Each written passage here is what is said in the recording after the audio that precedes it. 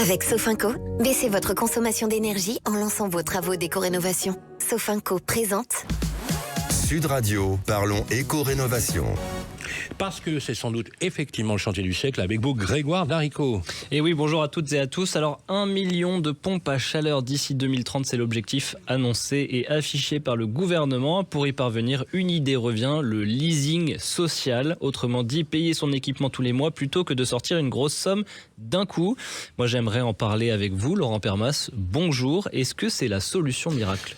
Bonjour Grégoire, alors pas vraiment. Alors c'est une piste intéressante, en tout cas il y a un effet spectaculaire, mais il faut bien comprendre pour éviter en fait les mauvaises surprises. Déjà Laurent, pourquoi cet objectif d'1 million de pompes à chaleur ? Commençons par ça.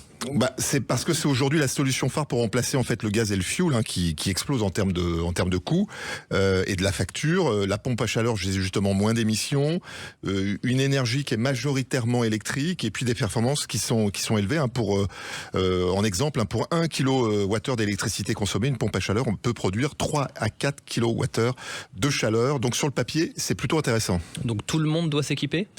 Non. C'est essentiel de le rappeler. En fait, les maisons déjà bien isolées sont les meilleures candidates. Les logements chauffés aussi au fioul et au gaz anciens sont les plus ciblés. Mais dans une maison forcément mal isolée, la pompe à chaleur sera moins efficace, va consommer plus. Et puis la facture peut rester élevée. N'oublions pas que ça utilise l'électricité. Et c'est pas forcément une solution universelle. Et je le rappelle, faut faire un audit énergétique avant de commencer ses travaux. Effectivement, mon cher Laurent, le frein principal, ça reste le prix. C'est toujours ce fameux reste à charge en fait. Une pompe à chaleur coûte en moyenne entre 10 000 et 15 000 euros avant aide. Même avec les aides, il reste souvent justement plusieurs milliers d'euros à payer. Et c'est là qu'arrive justement le fameux leasing social, mais on va en parler.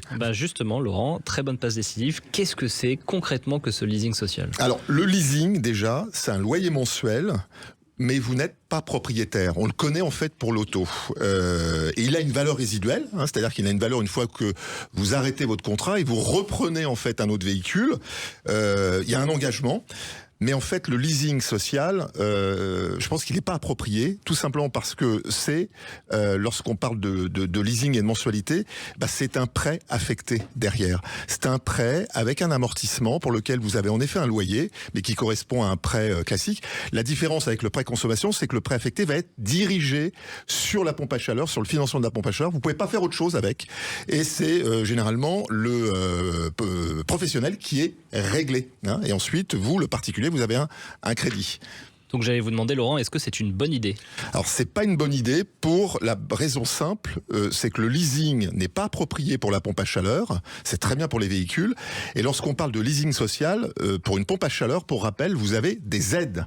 Vous avez MaPrimeRénov' qui se cumule avec les certificats d'économie d'énergie, voire des primes locales, et une TVA à 5,5 pour certaines typologies de pompes à chaleur. Pour les publics les plus fragilisés, les plus modestes en termes de revenus, eh bien c'est là où l'État, avec l'ANA, joue avec MaPrimeRénov' et les certificats d'économie d'énergie. Donc le social existe déjà. Et pour le reste à charge, eh bien justement, c'est un prêt affecté. Donc Laurent, il faut bien réfléchir avant son projet. Absolument. 3 questions essentielles à se poser. Est-ce que mon logement est bien isolé ? Combien vais-je vraiment économiser en fait ? Est-ce que je peux assumer la mensualité, donc qui sera un prêt affecté dans le temps, et surtout ne jamais se décider uniquement sur une mensualité attractive. Est-ce que Laurent, on va vers une généralisation de ce modèle ? Certainement, parce qu'en fait, la clé, c'est ça, c'est financer le reste à charge des Français par le biais de prêts affectés, posés par des installateurs, par des artisans, des professionnels, un peu comme tout simplement les concessionnaires automobiles. Et donc la pompe à chaleur, c'est une très bonne solution. Le financement du reste à charge peut justement accélérer le processus avec les professionnels qui sont à la manœuvre, un logement adapté, bien évidemment, un projet cohérent, et puis surtout une vision à long terme. Allez, merci beaucoup Laurent Permas, à toutes et à tous. Avant de signer, posez-vous la question, est-ce que c'est vraiment rentable pour moi ? À la semaine prochaine sur Sud Radio. Sud Radio, parlons éco-rénovation. avec Sofinco. Lancez vos travaux d'éco-rénovation pour baisser votre consommation d'énergie.